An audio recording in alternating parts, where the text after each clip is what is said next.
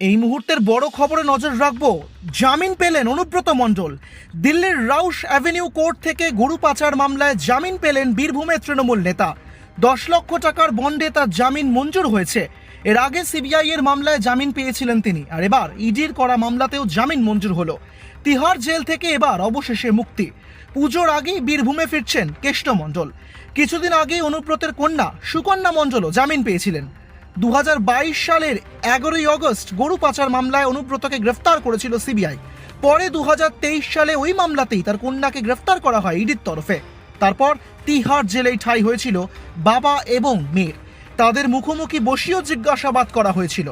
সম্প্রতি সিবিআই এর করা মামলাটিতে সুপ্রিম কোর্ট থেকে অনুব্রত জামিন পেয়েছিলেন, কিন্তু ইডির মামলায় তাকে জেলে থাকতে হচ্ছিল। শুক্রবার সেই মামলাতেও জামিন মিলল। অবশেষে বীরভূমে ফিরছেন অনুব্রত মণ্ডল। 2 বছর আগে বীরভূমের নিচুপট্টি এলাকায় নিজের বাড়ি থেকেই অনুব্রতকে গ্রেফতার করেছিল সিবিআই। অবশেষে বীরভূমের সেই মাটিতেই ফিরছেন অনুব্রত মণ্ডল।